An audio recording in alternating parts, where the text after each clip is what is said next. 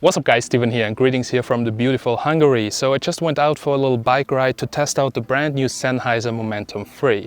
So if you don't know Sennheiser, Sennheiser is making quality audio products. Great microphones, the microphone I'm using right now. And now they continue their legacy with the Sennheiser Momentum 3 on-ear noise cancelling, active noise cancelling headphones. They're really premium headphones, around $400, but the question is, are they as good or even better as the king of noise cancelling, the Sony WH-1000X Mark III? I have owned both, and today we'll have a closer look at the brand new Sennheiser Momentum 3.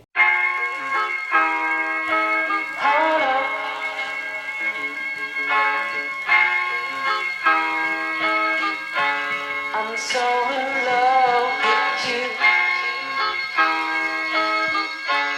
You got me down again.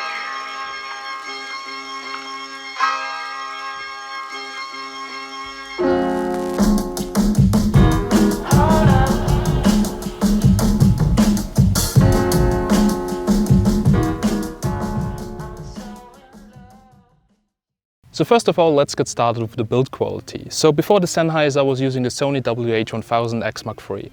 Great quality, but lots of plastic. Even though it's really good quality plastic, it feels sometimes a little bit cheap. On the Sennheiser, we have a combination of leather, so real leather. We have stainless steel, we have a little bit of plastic, and yeah, also leather cushions. Now regarding the build quality, these are probably one of the best on-ear headphones I've tried in a while. They feel very robust, even though I don't like the cable coming out of the frame too much. Now this is just my personal feeling, but I don't take too much care of my stuff and I'm always a little bit scared that the cable here breaks. But other than that, they feel really good. It's really easy to adjust the earpieces. The leather at the top, it feels actually really good. It doesn't put a lot of pressure on your head, something which I felt a lot on cheaper headphones. The ear cushions, they're really big, so I have really big ears and a big head in general, and to be honest, they fit actually perfectly. So if you have big ears, then they have a really good size. But also for smaller ears, this should be no problem and cover your ear perfectly. On the inside, they are labeled with right and left, and on the right speaker, we actually have a lot of buttons. So in the Sony, you have a lot of kind of gestures, or you use your hand to basically stop the music, activate Google Assistant. But here basically you have to press a lot of buttons. We have here volume up, volume down, we have pause, we have a button to trigger, for instance, the noise cancellation or the pass-through mode. We have an LED at the top which indicates if the headphones are on or not and if they're paired or not.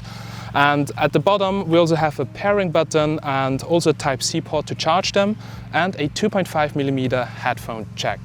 So it's a little bit strange because Sennheiser is including a carrying case which is a little bit bulky but looks and feels pretty good.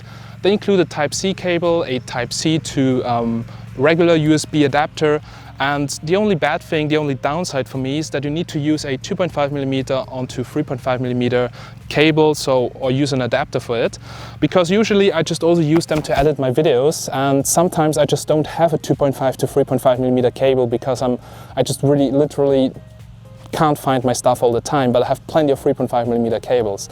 So with these headphones I have to buy some new cables, but other than that it's really good what you get, really great quality, easy to adjust, they don't put too much pressure on your head, and also the earpieces, they feel really nice. So overall, using the smartphones and controlling them without your smartphone is a little bit different than on the Sony headphones, and you really need to get used to it. For me, changing from the Sony to the Sennheiser, I always had to look which button I'm currently pressing. The button in the middle is also a multifunction button. That means if you press it 2 times, you can go to the next track. If you press it 3 times, you go back to the last track. And if you press it once, it basically stops the music or playbacks the music. The pairing button at the bottom is also a Google Assistant button, and if you press it, you can say, for instance, "Hey Google, what's the time?" or something, and then you will hear it in your headphones, like Google, the voice assistant, is telling you your time or your directions. This is a little bit strange sometimes, but also comes in very handy if you, for instance, don't want to look at your smartphone. Alright, so that are the headphones from the outside, but how do they sound? So they have 42mm drivers, and the sound quality is really good.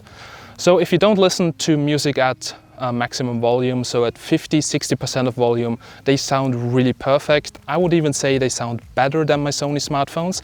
But if you're listening at maximum volume, then the bass is simply too much. I've listened to so many different tracks, from metal to pop to, I don't know, house or something, but every time if you go over 80–85% of volume, and I like to listen to music very loud, then the bass oversteers.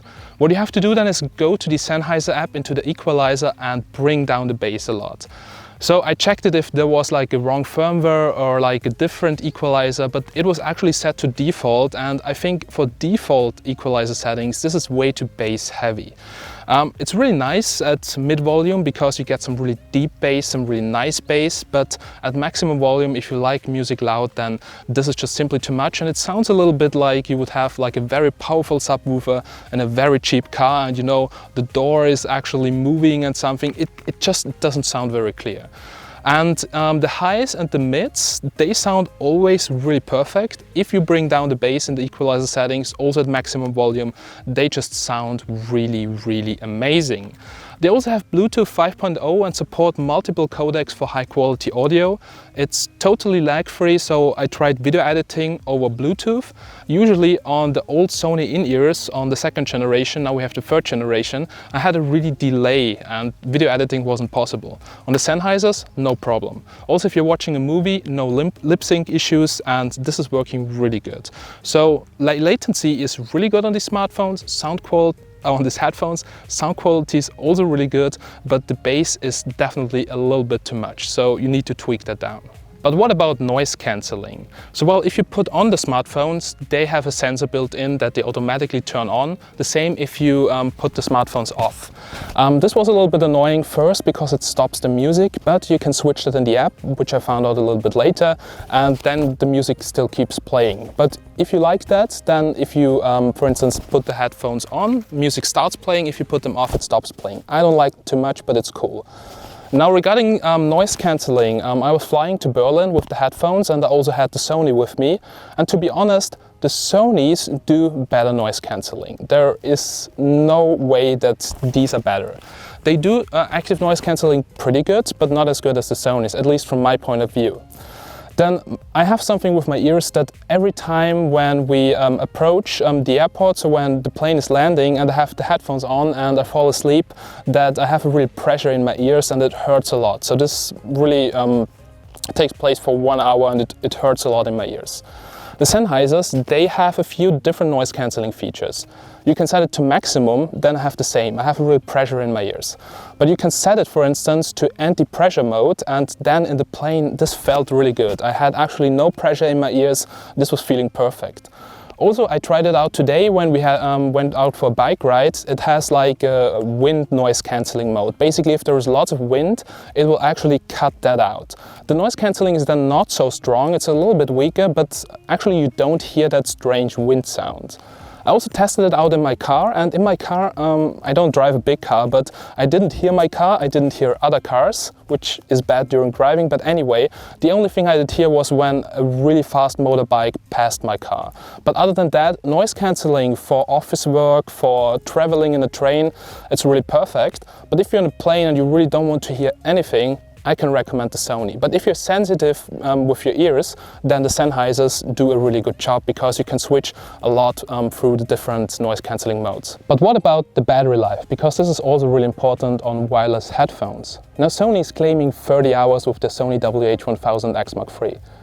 To be honest, I also didn't get the 30 hours on my Sony. So this is something the manufacturer claims, and they measure it at, I don't know, 50% volume. I always listen at nearly maximum volume, 90% or something, and then for sure the battery life is less. On my Sonys, even at very long flights, 18 hours, no problem. On the Sennheiser is claiming 17 hours from the manufacturer. So probably if you listen to music very, very loud, you will get 15, 13 hours, something like that. But this is also really enough for long flights. It's definitely not as good as the Sonys, but I think it's a very decent value for the battery life. For me, in my test, I was using them while traveling through Berlin, and it was something like 12 hours and then I still had 20% left. So still the battery life on these is good, but if you're looking for the longest battery life, then you probably want to get a different headphone. Alrighty guys, so we're now here at the end of this quick video at the Sennheiser Momentum 3. I actually wanted to bring you a cinematic review, but I'm so busy right now, so I was doing it in this way. I really hope that you liked it. Now, just to summarize it once again, if you want to have great audio, great bass, but also not at maximum volume, and also really good build quality, then go with the Sennheisers. They don't have the same good battery life as the Sonys, but still they will last you a full day, and then just recharge them or plug them in between on the power bank, and really good headphones, but also kind of expensive. So $400 right now, the price at least at the release, it's really not cheap. And I think the Sonys, they go around 270 euros, around $300 right now. So you really need to check this out. But the sound quality on these, to be honest, from my point of view, tiny little bit better. Now the Sonys, they have really better noise cancelling, but for my sensitive ears, every time in the plane, it really hurts in my ears. I don't like that too much, but during the flight, I don't hear anything. On these, I was sitting next to the turbine, I was hearing the turbine a little bit.